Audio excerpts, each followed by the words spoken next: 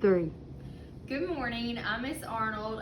Some of you have me as your teacher, but if you're in Miss Hooper's class, you may not have seen me. I'm the other Family and Consumer Science teacher here, so I also have a Facts Essentials class. Your all's job is going to be to make biscuits. Typically, if it wasn't a COVID year, we would make them in class for you, let you try one, but that's not gonna happen. So we're gonna make a video, that way you're prepared when you do it at home. This is your assignment for Thursday, but we are not making it due until Sunday night in case you have to wait until the weekend or whatever. I really like making homemade bread. It's one of my favorite things to do. There are some benefits of knowing how to make homemade biscuits. Let's say you are cooking breakfast and you don't have any canned biscuits in the grocery and in the fridge, and the grocery store is 30 minutes away. Well, you can just make these because all these ingredients are things that you typically have at home. They're very cheap, and then you'll be proud of yourself and maybe like the taste better. So we're gonna go ahead and get started. You went over this recipe in class, same exact one. First step says to preheat the oven to 450. I've already done that. That way my oven can be preheating while I get them ready to go in the oven. We have not gone over the correct way to measure. So that's one of the important things that we're checking. So make sure you measure at home like I'll show you in class. The first thing says add baking powder and salt to flour and stir. But if you look at the ingredients, our flour has to be sifted. So here's my flour. Here's a sifter. A sifter, you can watch as this comes out of the sifter. It's gonna be lighter, fluffier, and make a lighter and fluffier biscuit. Now you want to guesstimate about how much flour you need, and then we're gonna measure out 2 cups of sifted flour. So I'm just gonna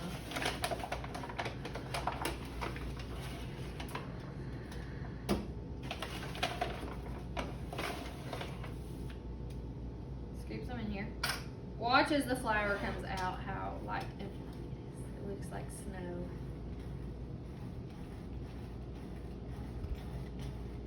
Now this is just like, this is a measuring bowl, but it's the only thing I found. This can be in any type of bowl. You're just trying to get some sifted flour going on. Let's see where you think I get 2 cups out of that. If you might can, maybe a little more.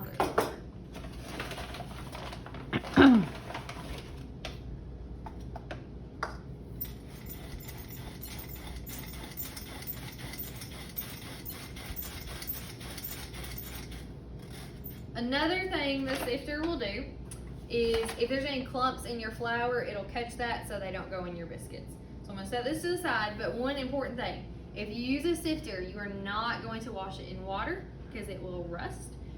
So when I'm done and cleaning up, I'm gonna wipe this out really, really well with a paper towel before I put it up. I'm gonna set it to the side. Now I need 2 cups of sifted flour. So I've got another bowl here ready to put my 2 cups in. The correct way to measure is not to do this. Do not scoop it because that's gonna pack your flour down. Instead, I'm gonna take a spoon and I'm gonna spoon it into a dry measuring cup. This is a 1 cup. I'm gonna have it to heaping a little bit. Then I'm gonna use the straight edge of a knife to level it off. Okay, you would not go like this because then it's gonna dip down into your flour and you'll have a little less. So there's 1 cup.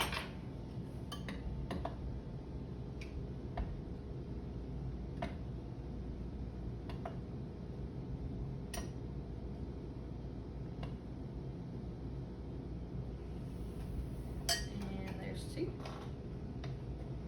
Same thing, level it off with the straight edge of a knife. Now this extra flour I'm gonna leave hanging out because I'm gonna need it later. So I'm just gonna set it over there. Now I need 3 teaspoons of baking powder or 1 tablespoon. I think on your recipe it might say 1 tablespoon.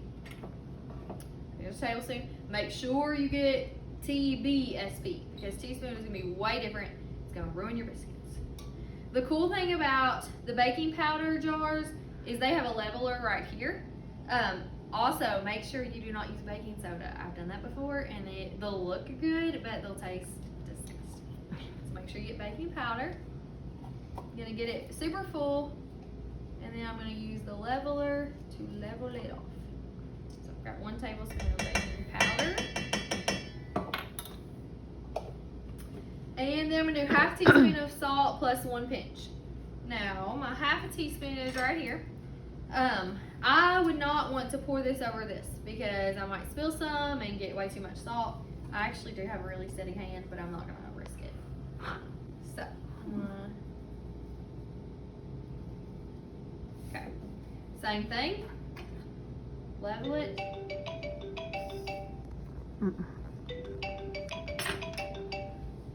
Then I need a pinch. Hi. Okay. Then I'm gonna stir it up. Yeah, can I call you back? I'm videoing it like she's doing a demo. It's all right. Okay, bye. No phones in class, Miss. That's right. I'm in trouble. All right, next we're gonna add, so if you don't have a sifter at home, it's not gonna absolutely ruin your recipe. Me and Miss Hooper realized that things aren't ideal. So if you don't have a sifter, you can skip that step. But if you have a sifter, use it. Do you agree with that, Hooper? I do. Okay. The next step is we're gonna add shortening. And this is shortening. This is gonna be the fat that's added to it. You need 1/4 cup. Now, don't scoop this. You wanna use a rubber scraper. Put it into the dry measuring cup. Did I get the right kind? Yes, you did. Good. Some of them have like meat product in them, so this one doesn't. This is all vegetable. My very first year teaching, I accidentally got the wrong kind. I had a vegetarian in my class. She realized it had meat product in it and she started crying. Oh. It was bad. Oh gosh. Very, very bad. So same thing here. You want to level with the straight edge of a knife. And you can see I'm going to get a little bit of shortening off. So that's, I don't need. To get it out, you are going to use your rubber scraper. You can see it comes out pretty clean. Into there. Okay, done with my shortening. I'm going to cut it in. That is something that you probably have never heard of. These are our new ones. But this is a pastry blender. And I'm going to push it against the side of the bowl. I think I like the old ones better, Hooper. Do you? Yeah.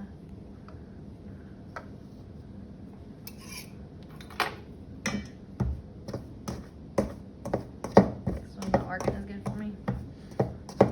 They're wider. But yeah, The they are. blade thing is. So I'm trying to get this like in small pieces. You can see there's still some large clumps. I don't want to run my finger against this because I might cut my finger, so I'm going to run my knife across it. It's getting there. Just go a little longer.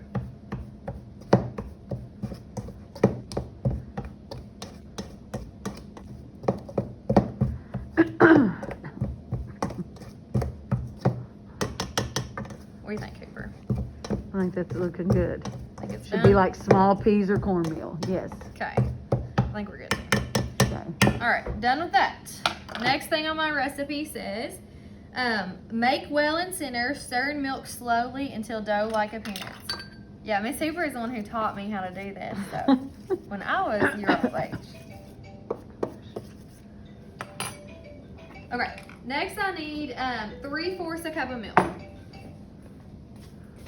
So, got milk here.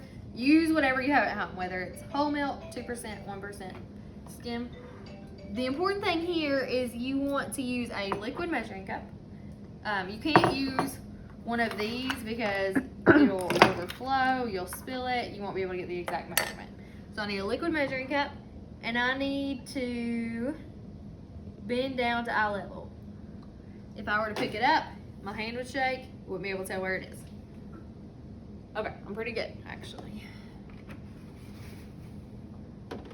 When it says make well in the center, just kind of make a little hole.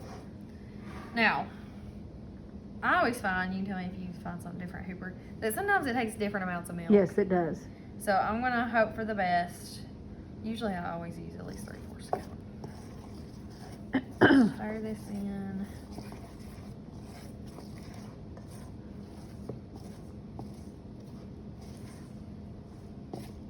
Okay, you can see it's still pretty dry. I've got a little bit more milk to add.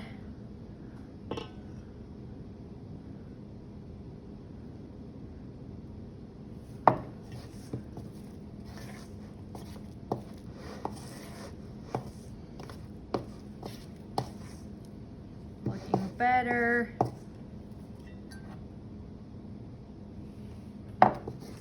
Should form like a ball. Yeah. Let me stir it around.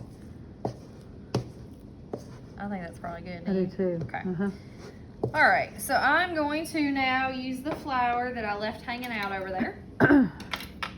If I put this directly on the counter, it will do what our stickers did in our classroom. It will stick Yeah. on there. Well, you don't want that to happen. So I have leftover flour.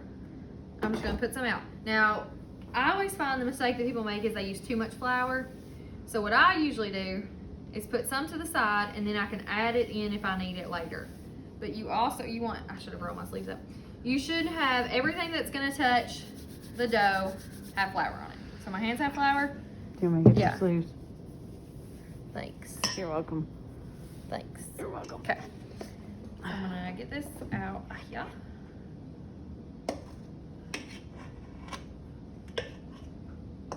Okay. All right. Flour on my hands. Now, another thing that I see is people want to play with the dough too much, which it is fun, but you should only knead it about 20 times. So sometimes I count, and kneading it is just like picking it up and pushing it back down. And you'll see that the texture will change as we do it. You can look at it now. 2, 3, 4. If it starts sticking, add more flour. 5, 6, 7, 8, 9, 10. It's already changed some. 11, 12, 13, 14, 15, 16, 17, 18, 19. Think it's good, or we do a little I think more? it's good. Okay. The more you play with it, the tougher it gets. Right. Yes. Okay. So now I'm going to roll it out, and I'm going to put some flour on the rolling pin. And you don't want to roll it out too thin. I have people roll it out too thin. Yes. Because it's going to rise, but it's not going to rise a crazy amount.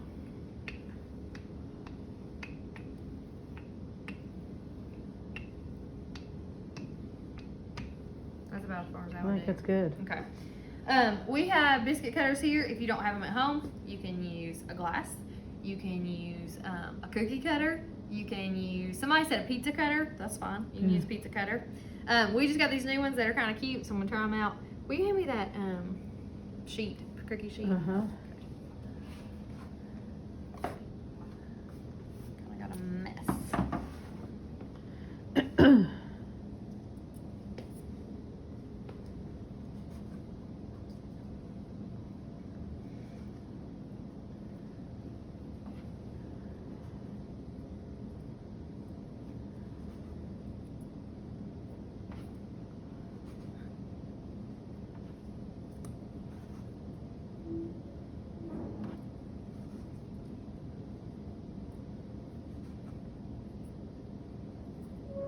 Okay, so I've got leftover dough. We're not gonna throw it away because it's still good. I'm going to knead it just a little bit and roll it out. Theoretically, these will be tougher than those, but they're still good.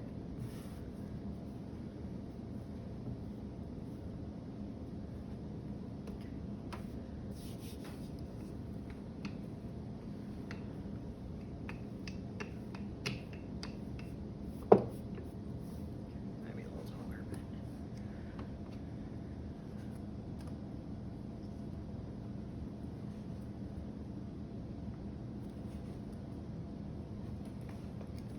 okay, still got some, same thing.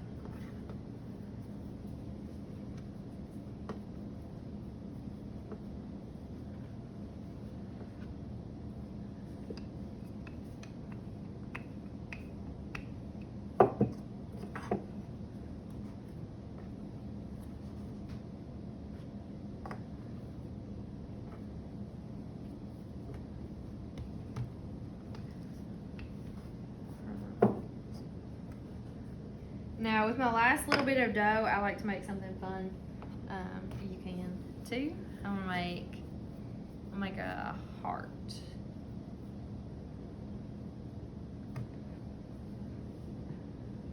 And we'll see. It probably won't come out looking like a heart, but I'll try. If you had a cookie cutter, it might work better. You think that looks like a That heart? looks good. Okay. So I'm gonna put it on there. Now the recipe says that we're going to bake for 12 to 15 minutes. So I'm gonna put my timer on for 12. I'm gonna check it, but then if they're not brown, I can save a few minutes and take them out again.